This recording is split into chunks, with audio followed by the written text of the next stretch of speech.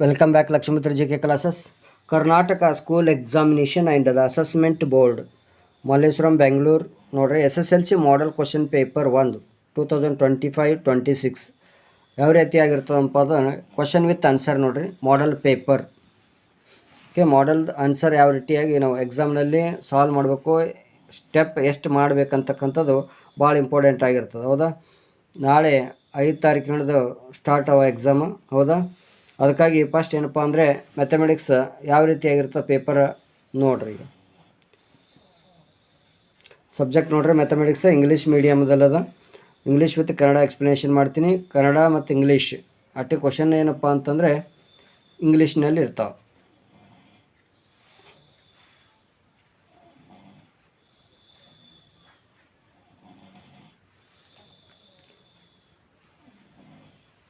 Question number 1 ನೋಡ್ರಿ.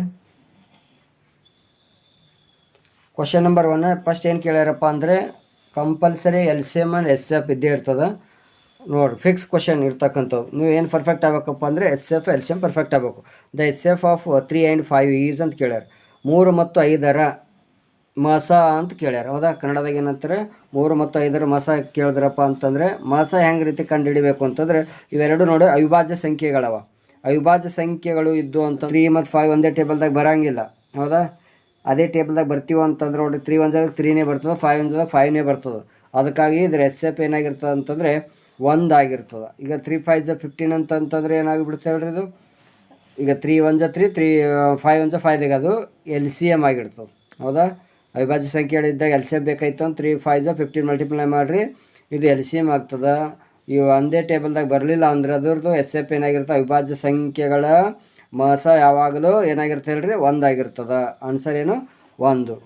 Next question ನೋಡ್ರಿ. Question number 2 ನೋಡ್ರಿ. In the figure the number of zeros of the polynomial y = P of x is ಅಂತ ಕೇಳ್ಯಾರ. ಹೌದಾ, ಈ ಟೈಪ್ ಕ್ವಶನ್ ಬಂದಾಗ ನಂಬರ್ ಆಫ್ ಜೀರೋಸ್ ಕೇಳಿದ್ರೆ ಅಂತಂದರೆ ಈ ಎಕ್ಸ್ ಮೇಲೆ ಎಷ್ಟು ಸಾರಿ ಟಚ್ ಆಗಿ ಹೋಗ್ಯದ ಕೌಂಟ್ ಮಾಡ್ಬೇಕಷ್ಟೇ. ಎಕ್ಸ್ ಎಕ್ಸಿಸ್ ಮ್ಯಾಗ ನೋಡ್ರಿ, ಇಲ್ಲಿ 1 2 3 4. ಹೌದಾ, 4 ಟೈಮ್ ಟಚ್ ಆಗ್ಯದ ಇಲ್ಲಿ ನಂಬರ್ ಆಫ್ ಜೀರೋಸ್ ಅಂತ ಕೇಳಿದ್ರೆ. ಹೌದಾ, ಹಿಂಗೆ ಟಚ್ ಆಗಿ ಹೋಗಿತ್ತು ಅಂತ ಕೌಂಟ್ ಮಾಡಬೇಕಷ್ಟೇ. ಇಲ್ಲಿ 1 ಆಗಿದೆ, ಇಲ್ಲಿ 2 ಆಗಿದೆ, ಇಲ್ಲಿ 3, ಇಲ್ಲಿ 4 ನೋಡ್ರಿ. ಕಂಪಲ್ಸರಿ ಎಷ್ಟು ಈಸಿ ಆಗಿರ್ತದೆ ಅಂತ ನೋಡ್ರಿ ಪ್ರಾಬ್ಲಮ್. ಇಟ್ಟು ಸಿಂಪಲ್ ಆಗಿರ್ತದೆ. ಹೌದಾ, ಸಿಂಪಲಾಗಿ ಕಂಪಲ್ಸರಿ ಇದ್ದೇ ಇರ್ತದೆ. ಈ ಥರ ಗ್ರಾಫ್ ಒಂದು ಕ್ವಶನ್ ಇದ್ದೇ ಇರ್ತದೆ ಗ್ರಾಫ್ ಮೇಲೆ. ಹೌದಾ, ಈ ಥರ ಕ್ವಶನ್ ಬಂದಾಗ ಕೌಂಟ್ ಮಾಡಿ ನಂಬರ್ ಆಫ್ ಜೀರೋಸ್ ಕೇಳಿದ್ರೆ ಅಂದರೆ ಸಾರಿ ಇದು ಎಕ್ಸ್ ಮ್ಯಾಗ ಟಚ್ ಆಗಿ ಹೋಗಿರ್ತದೋ ಅದನ್ನೇ ಕೌಂಟ್ ಮಾಡಬೇಕು. 1 2 3 4 ಸಾರಿ ಟಚ್ ಆಗಿ ಅದು ಕೌಂಟ್ ಮಾಡಬೇಕು, ಆನ್ಸರ್ ಟಿಕ್ ಮಾಡಬೇಕು. 4 ಟೈಮ್ಸ್ ಅಂದರೆ 4 ಆನ್ಸರ್. ಎಲ್ಲದ 4 C option is the right answer. C ನೋಡಿ ಆನ್ಸರ್ ನಂಬರ್ ಹಿಂಗೆ ಬರಿಬೇಕು ನೋಡ್ರಿ. ಎಕ್ಸಾಮ್ದಾಗ ಬರಿಬೇಕಾದ್ರೆ ಆಪ್ಷನ್ ಬರಿಬೇಕು, ಆನ್ಸರ್ ಇರಬೇಕು, ಎರಡೂ ಇರಬೇಕು. ಇಲ್ಲಿ ಇದು ಇದ್ರೆ ಮಾತ್ರ ಮಾರ್ಕ್ಸ್ ಸಿಗ್ತದೆ, ಇಲ್ಲಾಂದ್ರೆ ಸಿಗಂಗಿಲ್ಲ. ಇದು ಬಿಟ್ಟು ಕೇಶನ್ ಬರೀ 4 ಹಾಕಿದ್ರೆ ಮಾರ್ಕ್ಸ್ ಕೊಡೋಂಗಿಲ್ಲ. ಹೌದಾ, ಕಂಪಲ್ಸರಿ ಆಪ್ಷನ್ ಸಿ ಅಂತ ಬರೆದೆ ಆನ್ಸರ್ ಬರೀರಿ. ನೆಕ್ಸ್ಟ್ ನೋಡ್ರಿ ಕ್ವಶನ್ ನಂಬರ್ 3 ನೋಡ್ರಿ. If the pair of linear equation a1x + b1y + c1 = 0 and a2x + b2y + c2 = 0 have unique solution, then the correct relation among the following is. ನೋಡ್ರಿ, ಇದ್ರಾಗ ಏನು ಕೇಳ್ಯಾರ ಅಂತಕ್ಕಂದ್ರೆ ರಿಲೇಷನ್ ಕೇಳಿ. ಪೇರ್ ಆಫ್ ಲೀನಿಯರ್ ಇಕ್ವೇಷನ್ದು chapter ನೆನಪಿಲ್ರಿ, pair of linear equation. ಹೌದಾ, ಇವು ಕಂಡೀಷನ್ 3 ಗೊತ್ತಿರ್ಬೇಕು ನಿಮಗೆ. ಹೌದಾ, 3 ಕಂಡೀಷನ್ ಗೊತ್ತಿದ್ದಾಗ ಮಾತ್ರ ನಮ್ಗೆ ಆನ್ಸರ್ ಬರ್ತದೆ. ಹೌದಾ, ಇದು ಫಾರ್ಮುಲಾ ಅದಾವ, 3 ಫಾರ್ಮುಲಾ ನೆನಪಿಡ್ರಿ. ಯೂನಿಕ್ ಸೊಲ್ಯೂಷನ್ ಅಂದರೆ ಒಂದೇ ಒಂದು ಸೊಲ್ಯೂಷನ್ ಬರ್ತಕ್ಕಂಥದ್ದು ಯಾವುದಪ್ಪ ಅಂತಂದರೆ ಅದು ಫಸ್ಟಿಗೆ ನಾಟ್ a1/a2 ನಾಟ್ = b1/b2. ಇದನ್ನು ಕಂಡೀಷನ್ ಏನಪ್ಪ ಅಂದರೆ ನಮಗೆ ಗೊತ್ತದ. ಆ ಕಂಡೀಷನ್ ಗೊತ್ತಿದ್ದರೆ ನಾವಲ್ಲಿ ಯುನಿಕ್ ಸೊಲ್ಯೂಷನ್ ಬರ್ತದ. ಹೌದಾ, ಗ್ರಾಫ್ ಏನಾಗ್ತದೆ ಅಂದರೆ ಇಂಟರ್ಸೆಕ್ಟಿಂಗ್ ಆಗ್ತದೆ. ಇಂಟರ್ಸೆಕ್ಟಿಂಗ್ ಆಗಿದ್ರೆ ಮಾತ್ರ ಈ ಥರ ಬರ್ತದೆ. ಹೌದಾ, ನೋಡ್ರಿ ಇಲ್ಲಿ ಎಲ್ಲಿ ಟಚ್ ಆಗಿಲ್ಲ ಅಂತಂದರೆ ಈ ಥರ ಬರ್ತದೆ ಅದು. ಹೌದಾ, ಪ್ಯಾರಲಲ್ ಲೈನ್ಸ್ ಇದ್ದಾಗ ಹಿಂಗೆ ಬರ್ತದೆ. ಗೊತ್ತಾಯ್ತಾ, ಕಂಡೀಷನ್ ನೆನ್ಪಿಟ್ರೆ ಮೇನ್. ನೆಕ್ಸ್ಟ್ ಏನಪ್ಪ ಅಂತಂದರೆ ಇಲ್ಲಿ a1/a2 ನಾಟ್ = b1/b2 ಇದು ಯೂನಿಕ್ ಸೊಲ್ಯೂಷನ್ ಆಗಿರ್ತದೆ. Option A is the right answer. Next question ನೋಡ್ರಿ. Question number 4. The arithmetic progression in the following is. ಇದರೊಳಗಡೆ ಅರ್ಥಮೆಟಿಕ್ ಪ್ರೋಗ್ರೆಷನ್ ಯಾವ್ದು ಅಂತ, ಸಮಾಂತರ ಶ್ರೇಣಿ ಯಾವ್ದು ಅಂತ ಗುರುತಿಸ್ಬೇಕಿಲ್ಲಿ. ಸಮಾಂತರ ಶ್ರೇಣಿ ಯಾವ್ದು ಅಂತ ಗುರುತಿಸ್ಬೇಕಾದ್ರೆ ಏನು ಮಾಡ್ಬೇಕಂತಂದರೆ ನಮ್ಗೆ ಡಿ ವ್ಯಾಲ್ಯೂ ಕಂಡುಹಿಡಿಬೇಕು. ಡಿ ಎಲ್ಲ ಕಡೆ ಈಕ್ವಲ್ ಬರ್ತದೆ. ಇಲ್ಲಿ ನೋಡ್ರಿ ಮೈನಸ್ ಮಾಡಿರಿ, 2 - 1 ಮಾಡಿ ನೋಡ್ರಿ 1 ಬರ್ತದೆ. 4 - 2 ಮಾಡಿರಿ 2 ಬರ್ತಿಲ್ಲಿ, ಇದು ಹೋಯ್ತದ ಅಲ್ಲ ಅಂತ. 7 - 3 ನೋಡಿರಿ ಎಷ್ಟು ಬರ್ತದೆ, 4 ಬರ್ತದೆ. 10 - 7 ಮಾಡಿರಿ, ಇಲ್ಲಿ 3 ಬರ್ತದೆ, ಇದನ್ನು ಅಲ್ಲ. 4 - 1 ಮಾಡಿರಿ 3 ಬರ್ತದೆ. 9 - 4 ಮಾಡಿರಿ 5 ಬರ್ತದೆ, ಇದನ್ನು ಅಲ್ಲ. 9 - 5 ಮಾಡಿರಿ 4 ಬರ್ತದೆ. 13 - 9 ಮಾಡಿರಿ 4 ಬರ್ತದೆ. ಈಗ 17 - 3 ಮಾಡಿರಿ 13 ಮಾಡಿದ್ರೆ 4 ಬರ್ತದೆ. ನೋಡಿರಿ ಕಾಮನ್ ಡಿಫರೆನ್ಸ್ ಸೇಮ್ ಇದ್ರೆ ಅದೇ ಏನಾಗಿರ್ತದೆ ಹೇಳ್ರಿ, ಅರ್ಥಮೆಟಿಕ್ ಪ್ರೋಗ್ರೆಷನ್ ಆಗಿರ್ತದೆ. Option number D is the right answer. Fifth question number 5 ನೋಡ್ರಿ. In the given frequency distribution table the median class is. Median class ಅಂತ ಕೇಳ್ಯಾರ, ಹೌದಾ. ಮೀಡಿಯನ್ ಕ್ಲಾಸ್ ಅಂತಂದ್ರೊಳಕ್ಕೆ ನಮಗೆ ಯಾವ ರೀತಿ ಫೈಂಡ್ ಔಟ್ ಮಾಡ್ತೀವಿ ಅಂದರೆ, ಮೀಡಿಯನ್ ಕ್ಲಾಸ್ ಫೈಂಡ್ ಔಟ್ ಮಾಡಬೇಕಾದ್ರೆ ನಂಬರ್ ಆಫ್ ಸ್ಟೂಡೆಂಟ್ಸ್ ಏನು ಕೊಟ್ರಲ್ಲ, ಎಫ್ ವ್ಯಾಲ್ಯೂ ಫ್ರೀಕ್ವೆನ್ಸಿ, ಈ ಫ್ರೀಕ್ವೆನ್ಸಿ ಟೇಬಲ್ದಾಗ ಹೈಯೆಸ್ಟ್ ನಂಬರ್ ಎಲ್ಲದ ನೋಡ್ಕೊಳ್ಬೇಕು. ಹೈಯೆಸ್ಟ್ ಯಾವುದಿದ್ರಾಗ 7 ಅದ, ಹೌದಾ. ಈ 7 ಅದ ಅಂತಂದ್ರೊಳಕ್ಕೆ ಈ 7 ಹಿಡ್ಕೊಂಡೇ ಬರಬೇಕಿಲ್ಲಿ. ಕ್ಲಾಸ್ ಇಂಟರ್ವಲ್ ಕಡೆ ಬರಬೇಕು. ಕ್ಲಾಸ್ ಇಂಟರ್ವಲ್ ನೋಡ್ರಿ ಯಾವುದದ ಇಲ್ಲಿ 20 30 ಅದ. ಇದನ್ನೇ ಏನಾಗಿರ್ತದೆ, ಇದಕ್ಕೆ ಮೀಡಿಯನ್ ಕ್ಲಾಸ್ ಅಂತ ಕರಿತೀವಿ. ಇದೇ ಮೀಡಿಯನ್ ಕ್ಲಾಸ್, ಹೌದಾ. ಅದು ಯಾವುದಪ್ಪ ಅಂದರೆ 20 30 ಅಲ್ಲದ ನೋಡ್ರಿ. Option number C is the right answer. Option number C is the right answer. Next question number 6 ನೋಡ್ರಿ. If cot A equal to 3 tan A then the measure of the angle A is. Cot A value ಕೊಟ್ಟರೆ tan ಏನು ನೋಡ್ರಿ, tan A ಈ ಥರ ಕೊಟ್ರೆ ನಮಗೆ angle A ಕಂಡುಹಿಡಿಬೇಕು. Angle ಆ ರೀತಿ ಫೈಂಡ್ ಔಟ್ ಮಾಡಬೇಕಾಯ್ತಪ್ಪ ಅಂದರೆ ಯಾವ ರೀತಿಯಾಗಿ ಮಾಡಬೇಕು ಅಂತಕ್ಕಂಥದ್ದು ನೋಡಿರಿ. ಯಾವ ರೀತಿ ಹೇಗೆ ಮಾಡಬೇಕು ನೋಡಿರಿ. ಇಷ್ಟು ವ್ಯಾಲ್ಯೂ ಕೊಟ್ಟರೆ ಈಗ ನಮಗೆ ಏನಪ್ಪ ಅಂತಂದರೆ ಎ ವ್ಯಾಲ್ಯೂ ಬೇಕು ನಮಗೆ. ಆ್ಯಂಗಲ್ ಫೈಂಡ್ ಔಟ್ ಮಾಡಬೇಕಾದ್ರೆ ಏನಿಲ್ಲ, ಸಿಂಪಲ್ ನೋಡಿರಿ. ಕಾಟ್ ಎ ಆಸ್ಟೀಸ್ ಬರ್ಕೋರಿ ನೋಡಿರಿ. Cot A equal to 3. ಇದು ಟ್ಯಾನ್ ಅದಲ್ಲ, ಇಂಟು ಇದ್ರ ಕಟ್ತಂದ್ರೆ ಏನಂತ ಹೇಳ್ರಿ, ಡಿವೈಡ್ದಾಗ ಆಗ್ತದೆ, ಹೌದಾ. ಇಲ್ಲ ಸಪ್ರೇಟಿಂಗ್ ಆಗಿ ಡಿವೈಡ್ದಾಗ ಅಂತಂದ್ರೆ 1/tan ಎ ಅಂತ ಬರ್ಕೋರಿ. ನಿಮ್ಗೆ ಈಸಿಯಾಗಿ ಕ್ಯಾನ್ಸಲ್ ಮಾಡೋಕ್ಕೆ ಈಸಿ ಆಗ್ತದೆ, ಹೌದಾ. ಇಲ್ಲಿ ನೋಡಿರಿ ಕಾಟ್ ಎ ಆಸ್ಟೀಸ್ ಬರ್ಕೊಂಡು 1/tan ಅಂತಂದ್ರೆ ರೆಸಿಪ್ರೋಕಲ್ ಏನಾಗಿರ್ತದೆ, ಕಾಟ್ ಎ ಆಗಿರ್ತದೆ, ಇದ್ರ ಫ್ರೆಂಡ್, ಹೌದಾ. ಟ್ಯಾನ್ ಫ್ರೆಂಡ್ ಯಾರಪ್ಪ ಅಂದರೆ ಕಾಟ್ ಅಂತ ನೆನ್ಪಿಟ್ಕೋರಿ. ಕಾಟ್ ಇಂಟು ಕಾಟ್ ಏನಾಗಿರ್ತದೆ ಹೇಳ್ರಿ, ಕಾಟ್ ಸ್ಕ್ವೇರ್ ಎ ಆಗಿರ್ತದೆ, ಈಕ್ವಲ್ ಟು 3, ಹೌದಾ. ಈಗ ಕಾಟ್ ಇಲ್ಲೇ ಇಟ್ಕೊಂಡು ಕಾಟ್ ಎ ಈಕ್ವಲ್ ಟು √3.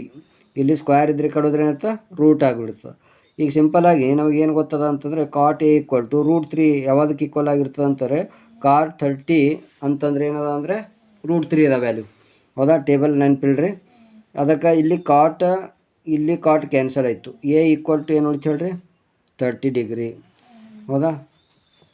ಸಿಂಪಲ್ ಆಗಿರ್ತಕ್ಕಂಥದ್ದು. ಇಲ್ಲಿ 30 ಡಿಗ್ರಿ ಯಾವುದದ ನೋಡ್ರಿ, 30 ಇರ್ತಕ್ಕಂಥದ್ದು. Option number D is the right answer. D ಬರ್ಕೊಂಡು ಈ ಥರ ಆನ್ಸರ್ ಬರ್ಕೊಡ್ರಿ, ಹೌದಾ. ಈಸಿಯಾಗಿರ್ತಕ್ಕಂಥದ್ದು. ಯಾವುದೇ ಆ್ಯಂಗಲ್ ಕೇಳಿದ್ರಪ್ಪ ಅಂತಂದರೆ ಇದೇ ಮೆಥಡ್ ಫಾಲೋ ಮಾಡಿರಿ. ನೆಕ್ಸ್ಟ್ ನೋಡಿರಿ ಕ್ವಶನ್ ನಂಬರ್ 7 ಅಲ್ಲಿ ಕೇಳಿರ್ತಕ್ಕಂಥದ್ದು ಏನಪ್ಪ ಅಂತಂದರೆ, question number 7 A perpendicular drawn from point P of -4, -5 intersect x axis at the point Q.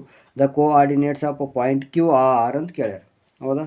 ಈ ಥರ ಕೇಳಿದ್ರೆ ಏನಪ್ಪ ಅಂತಂದರೆ ಕ್ವಶನ್ ಆನ್ಸರ್ ಈ ಥರ ಕೇಳಿದಾಗ ನಾವು ಏನಪ್ಪ ಅಂತಂದರೆ x axis y axis ಹೇಳ್ಬೇಕು. ಇಲ್ಲಿ x axis ಅಂತ ಕೇಳ್ಯಾರ, ಕರೆಕ್ಟಾಗಿ ನೆನ್ಪಿಟ್ಟಿಲ್ಲ. y axis ಅಂದರೆ ಬೇರೆ, x axis ಅಂದರೆ ಬೇರೆನೇ, ಹೌದಾ.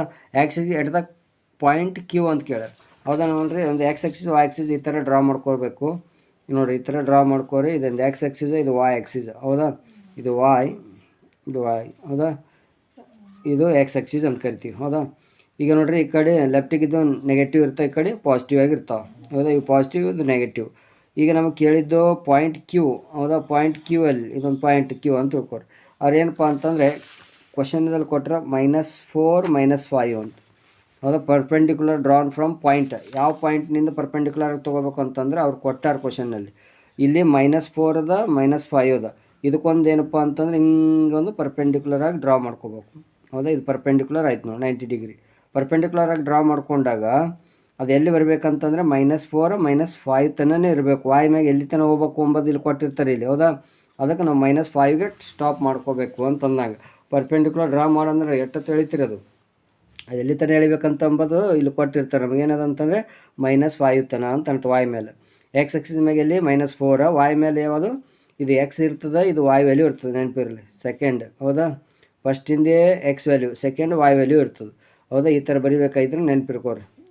x ಮೇಲೆ 4, ಹೌದಾ. ಇಲ್ಲಿ y ಮೇಲೆ -5, ಇದು ಪರ್ಪೆಂಡಿಕ್ಯುಲರ್ ಡ್ರಾ ಮಾಡಿದೆವು ಅಂತಂದ್ರೆ ಇಲ್ಲೋಗಿ ವ್ಯಾಲ್ಯೂ ಟಚ್ ಆಗಿರುತ್ತೆ. ಅವರು ಏನು ಕೇಳಿರ್ತಾರೆ ಹೇಳ್ರಿ, ಎಕ್ಸ್ ಎಕ್ಸೀಸ್ ಅಂತ ಕೇಳ್ಯಾರ. ಎಕ್ಸ್ ಎಕ್ಸೀಸ್ ಅಂತಾರೆ ವಾಯ್ 0 ಇರಬೇಕು, ವಾಯ್ ಬರಿಬಾರ್ದು ಅಂತಂದಂಗೆ. ಇಲ್ಲಿ ಎಕ್ಸ್ ಮ್ಯಾಗ ಎಷ್ಟಿದೆ ಹೇಳ್ರಿ, -4 ಅದ, ಅದು -4, ಇದು 0. ವಾಯ್ ಎಕ್ಸ್ ಎಕ್ಸೀಸ್ ಅಂದ ಬಳಕ ವಾಯ್ 0 ತೊಗೋಬೇಕು, ಎಕ್ಸ್ ವ್ಯಾಲ್ಯೂ ಅಷ್ಟೇ ಬರಿಬೇಕು. ಆಪ್ಷನ್ದಾಗ ನೋಡ್ರಿ ಯಾವುದದ ಆನ್ಸರ್. ಇಲ್ಲಿ ಆಪ್ಷನಲ್ಲಿ ಇರ್ತಕ್ಕಂಥದ್ದು ಆನ್ಸರ್ -4, 0. ಮತ್ತು ಎಲ್ಲರೂ ಅದೇನ್ರಿ, ಇಲ್ಲಿ -4 ಇಲ್ಲ, ಹೌದಾ, ಇಲ್ಲಿ -4 ಅದ, ವಾಯ್ ವ್ಯಾಲ್ಯೂ 0 ಅದ, ಅಂದ್ರೆ answer B is the right answer. ಹೌದಾ, ಸಿಂಪಲ್ಲಾಗಿ ತಗೊಂಡು ಯಾವುದೇ ಎಕ್ಸ್ ಆಕ್ಸಿಸ್ ಮತ್ತು ವೈ ಆಕ್ಸಿಸ್ ಮೇಲೆ ಕೋಆರ್ಡಿನೇಟ್ ಪಾಯಿಂಟ್ಸ್ ಕೇಳಿದ್ರೆ ಪರ್ಪೆಂಡಿಕ್ಯುಲರ್ ಡ್ರಾ ಮಾಡ್ಕೋರಿ ಅಂತ ಕೇಳಿದ್ರೆ ನಮಗೆ ಸಿಂಪಲ್ಲಾಗಿರ್ತಕ್ಕಂಥ ಒಂದು ಆನ್ಸರ್ ಆಗಿರ್ತದೆ. ಈ ಟೈಪ್ ಯಾವುದೇ ಕ್ವಶನ್ಸ್ ಈ ಟೈಪ್ ಬಂದರೆ ನಾವು ಅದಲ್ಲೇನಪ್ಪ ಅಂತಂದ್ರೆ ಪರ್ಪೆಂಡಿಕ್ಯುಲರ್ ಕೇಳಿದ್ರೆ ಈ ಥರ ಸಾಲ್ವ್ ಮಾಡ್ಕೋರಿ. ಹೌದಾ, ಕ್ವಶನ್ ನಂಬರ್ 8 ನೋಡಿರಿ. The quadratic equation whose roots are 6 sin -1 is ಅಂತ ಕೇಳ್ಯಾರ. ಹೌದಾ, ಈ ಥರ ಕೇಳಿದಾಗ ಕ್ವಶನ್ ನಂಬರ್ 8 ಒಂದು. ಹೌದಾ, ಈ ಕ್ವಶನ್ ನಂಬರ್ 8 ಅಪ್ಪ ಅಂತಂದರೆ ಇಲ್ಲಿ ಅಲ್ಫಾ ವ್ಯಾಲ್ಯೂ ಬೀಟಾ ವ್ಯಾಲ್ಯೂ ಕೊಟ್ಟಿರ್ತಾರೆ. ನಾವು ಏನು ರೆಡಿ ಮಾಡ್ಬೇಕಂದ್ರೆ ಒಂದು ಇಕ್ವೇಷನ್ ರೆಡಿ ಮಾಡಬೇಕು. ಅಲ್ಫಾ ಬೀಟಾ ಕೊಟ್ಟಾಗ ನಮ್ಮ ಡೈರೆಕ್ಟಾಗಿ ಒಂದು ಕಂಡೀಷನ್ ಗೊತ್ತಿರಬೇಕು ನಮಗೆ. ನೋಡಿರಿ, ಈಸಿಯಾಗಿರ್ತಕ್ಕಂಥ ಒಂದು ಕಂಡೀಷನ್ ಏನಪ್ಪ ಅಂತಂದರೆ ಇದೊಂದು ನೆನ್ಪಿಟ್ಕೊರಿ, x² - alpha plus beta into X plus alpha into beta. ಇದು ನಿಮಗೆ ಸಮೀಕರಣ ನೆನಪಿರ್ಬೇಕಿದ್ನು. ಹೌದಾ, ಇದು ಇಕ್ವೇಷನ್ ನೆನಪಿದ್ರೆ ನಿಮಗೆ ಈಸಿಯಾಗಿ ಅಲ್ಫಾ ವ್ಯಾಲ್ಯೂ ಬೀಟಾ ವ್ಯಾಲ್ಯೂ, ಇಲ್ಲೇನು ಅಲ್ಫಾ ಪ್ಲಸ್ ಬೀಟಾ ವ್ಯಾಲ್ಯೂ ಏನು ಕಂಡುಹಿಡಿಯೋದು ಬೇಕಾಗಿಲ್ಲ. ನೋಡ್ರಿ ಡೈರೆಕ್ಟಾಗಿ ನಾವು ಬರೀಬಹುದು ಇಲ್ಲಿ. ಹೌದಾ, ಅಲ್ಫಾ ವ್ಯಾಲ್ಯೂ ನೋಡ್ರಿ 6 ಅಂತ ಕೊಟ್ಟರೆ, ಬೀಟಾ ವ್ಯಾಲ್ಯೂ -1 ಅಂತ ಕೊಟ್ಟರೆ, ಅಲ್ಫಾ ಪ್ಲಸ್ ಬೀಟಾ ವ್ಯಾಲ್ಯೂ ಬೇಕಾಗ್ಯದ. ಅಲ್ಫಾ ಪ್ಲಸ್ ಬೀಟಾ ಅಂತಂದ್ರೆ ಹೇಳ್ರಿ ಎರಡು ಪ್ಲಸ್ ಮಾಡಬೇಕು, ಒಂದು ಮೈನಸ್ ಇದ್ದು ಸಲುವಾಗಿ 6 ಪ್ಲಸ್ ನೋಡಿರಿ, ಇದು ಮೈನಸ್ ಪ್ಲಸ್ ಮೈನಸ್ ಏನಾಗಿರುತ್ತೆ, ಮೈನಸ್ ಆಗಿರುತ್ತೆ. 6 - 1 ಅಂತಂದರೆ 5 ಇರ್ತದೆ. ಈಗ ಅಲ್ಫಾ ಇಂಟು ಬೀಟಾ ಅಂದರೆ ಎರಡು ಮಲ್ಟಿಪ್ಲೈ ಮಾಡ್ಕೊರಿ. ಇಲ್ಲಿ 6 × 1 = 6 ಡೈರೆಕ್ಟಾಗಿ ಬರಿಬೋದು, ಇಲ್ಲೇನು ಮಾಡೋದು ಅವಶ್ಯಕತೆ ಇಲ್ಲ. ಹೌದಾ, ನಮ್ಗೆ ಗೊತ್ತಿರ್ತದೆ ಎರಡು ಮಲ್ಟಿಪ್ಲೈ ಮಾಡಬೇಕು. ಹೌದಾ, ಪ್ಲಸ್ ಮೈನಸ್ ಮತ್ತು ಮೈನಸ್ ಆಗಿರ್ತದೆ. ಹೌದಾ, ಅದಕ್ಕಾಗಿ ಇಲ್ಲೇನಪ್ಪ ಅಂತಂದರೆ ಮೈನಸ್ ಬಂದಿರ್ತದೆ. x² - 5x - 6 = 0. ನೋಡಿರಿ ಯಾವ್ದು ಆನ್ಸರ್ ಅದ ಇಲ್ಲಿ, x² - 5x - 6. ಹೌದಾ, ಇಲ್ಲಿ option B is the right answer. ಹೌದಾ, ಇಷ್ಟಾಗಿತ್ತಪ್ಪ ಅಂತಂದರೆ ಇದು ಒಂದು ಸಿಂಪಲ್ ಆಗಿರ್ತಕ್ಕಂಥ ಒಂದು ಈಸಿ ವೇ. ಹೌದಾ, ಏನಪ್ಪ ಅಂತಂದರೆ ಈಗ ನೆಕ್ಸ್ಟ್ ಏನಪ್ಪ ಅಂದರೆ ಅಬ್ಜೆಕ್ಟಿವ್ ಪೂರ ಕಂಪ್ಲೀಟ್ ಆಯಿತು.